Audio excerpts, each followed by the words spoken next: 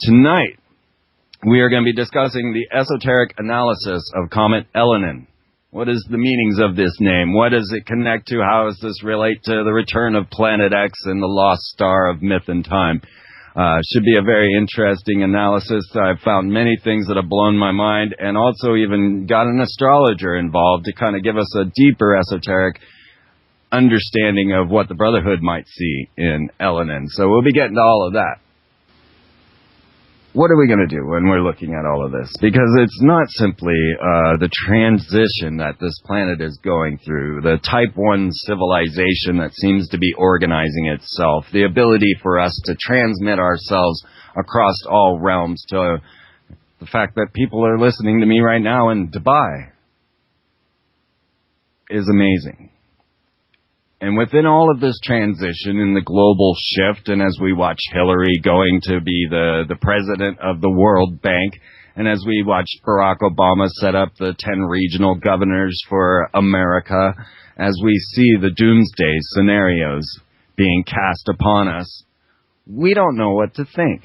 Acts of prestidigitation, is it simply mind control? Are they hoping to just lead us in certain directions? I mean, the fact that an asteroid was hurtling towards the planet Earth as they were warning that they needed to put up more space-based warfare to protect us from such things is a little coincidental.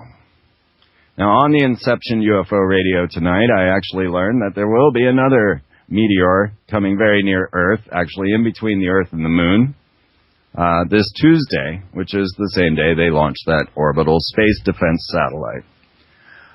Is it simply a ploy to get us to allow them to put these space-based space surveillance systems up, to move into a privatized space program, to shut NASA and turn it into a military operation?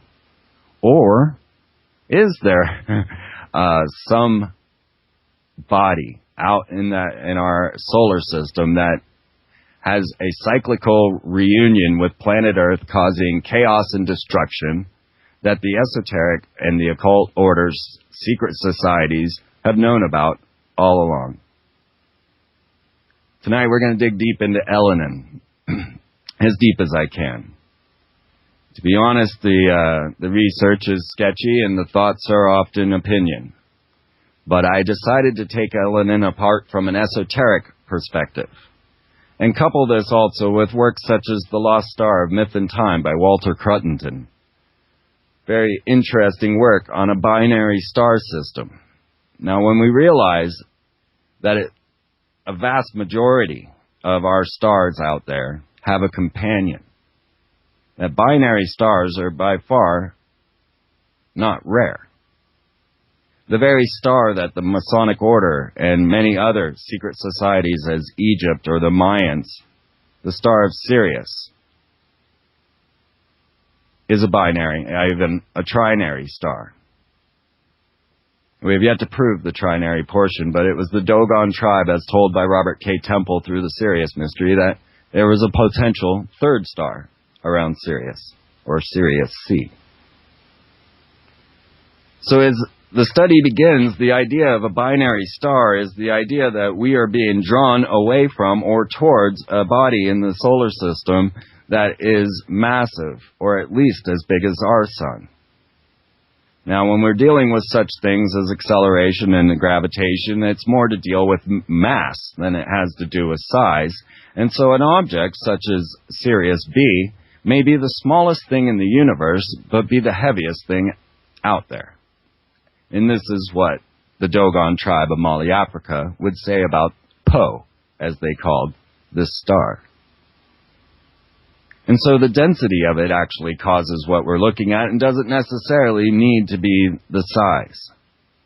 And in 1982, NASA announced, just very quickly, that they feared there was an incoming body coming into our solar system, and its mass seemed to be 3 times the size of Jupiter. They called it Planet X. Now, this was long before, I believe, 82. I don't know when Sitchin published his works offhand, but this was all new information, not in this Type 1 situation as we are now, where everybody can just search Planet X and you all know what's going on. This was back in 1982, before we all had the World Wide Web, or at least I did. I got to get the timeline of the World Wide Web together. I did not come up with my information through the World Wide Web, and it's an interesting thing to see now as everybody can garner some information on some topic, and they can pretty much prove or disprove anything they choose. The Internet's an interesting thing. Prior to this, we had to read. Well, not that you don't read on the Internet, but, you had to read a book. And so one book such as that is The Lost Star, Myth and Time, which I really should talk with Walter. It would be great. Analyzing the different ways and methods that the ancients would watch these incoming bodies. And the purpose of building all of these ancient structures. Now, we're talking about Karnak, Luxor, ancient Babylonian structures, the Mayan Palenque pyramids, even the Chaco Canyon of the Native Americans. Massive, massive works built to watch extended periods of time. Now, I'm beginning to understand they might also be global speedometers. That's right. You see, because if we're caught in a binary star system, then that means we slow as we move away from this star, from our companion sun, and we speed up as we move together, as these two suns come together. And so from Earth, as you're tracking such stars such as Sirius, now there was one such researcher way back in the day, Hesiod, who announced that there was a transition of Sirius across the Milky Way galaxy. Now to us this seems impossible in the time that he had said that it would occur. But once you start to recognize that there would be a speeding up, and therefore the precession of the equinox would actually even increase in acceleration, increase in its speed, you would be able to track the fact that we're going faster.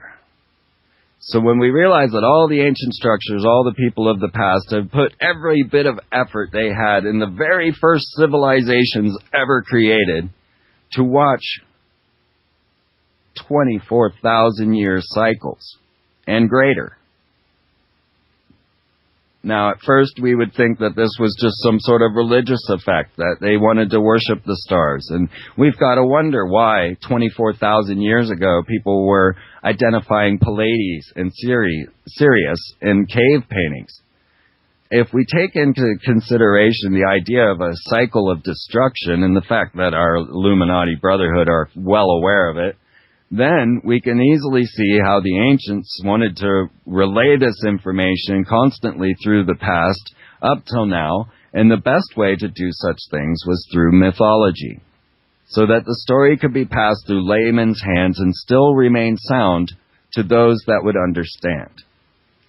And there's absolutely a lot of esoteric significance to Elenin. As I attempt to find the parts of Hesiod as he discusses the coming and going of ages and the rise and fall of civilizations in accordance with things such as the precession of the equinox or the moving of the bodies, we find that all cultures discuss the fact that we go through high times, golden times, and dark times. We'll be right back. You're listening to the Freak Zone here on Radio Oracle Broadcasting. That's right.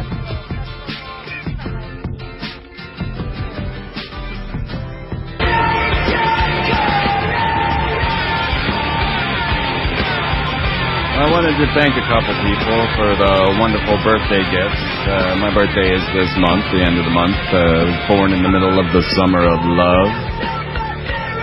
And Jared, thank you so much for the tickets to Peter Gabriel. It was an amazing event to see him. He is really looking old. It's so weird to see your icons grow up and grow old. But he was looking a bit like old George Carlin up there on stage, really. No funky dance moves out of the Pete Man, but it was awesome. It was fantastic to see all those music being transcribed into an orchestra setting. It was great. No Shock the Monkey, though. What are you going to do? And also I want to thank Sean and, Robert, for the glasses, for making it so that I can see. I'm so excited that I will be receiving those next week, and actually I'll be able to get deeper into my research and reading. And so you will be getting a lot more deep esoteric research out of me over there at Friends of Freeman. So subscribe today. It's going to work out for everyone, I promise you. This is not about me at all. This will be our own social network, and man, it's going to explode. And it's going to have gardens linked in there, the farms, and everything else. I'm telling you, it's going to be as grand as I can make it, I promise you. All right, so back to the end of the world. You see, this is the solution. The solution is the friendship agenda, us all meeting one another and realizing that we can get along, and we don't need these guys ruling over us. And the movement, nothing brings people together like a good catastrophe, so now we've got the fears of Elenin coming. Now, Elenin's not alone. There's also Honda and, was it Juno, I believe, all preparing to make their appearance here at planet Earth. But Elenin, I believe, is the first to arrive.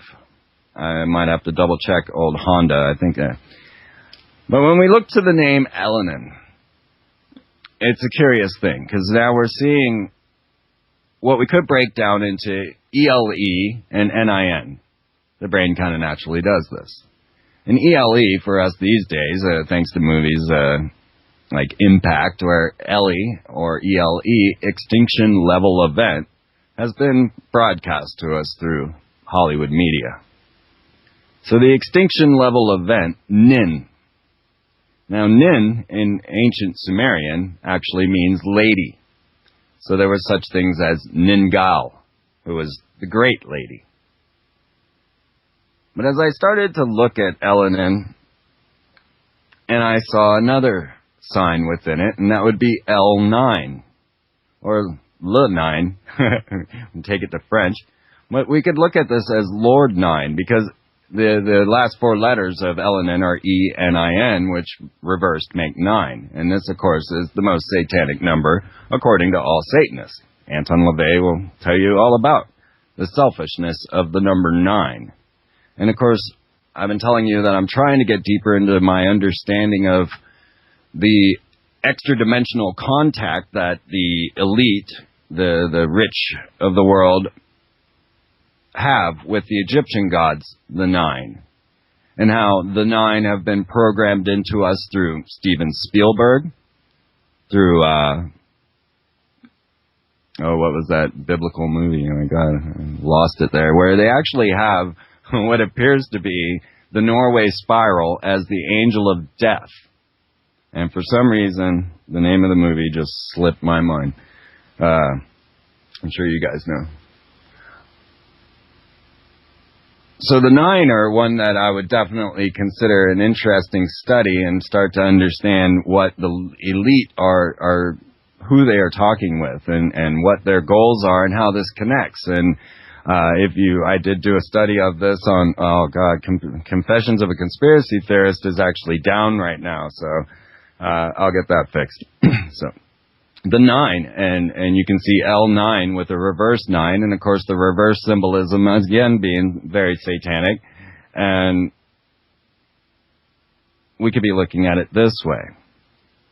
But the L is Lord in Hebrew, as we look to Ra-El, where Ra is Lord in Egyptian and El Lord in Hebrew, and we're looking at an Egyptian-Hebrew conspiracy here, because you realize that it's both, and you got to accept that as you look to the religions and secret societies, that it is an Egypto-Hebraic religion that the elite follow.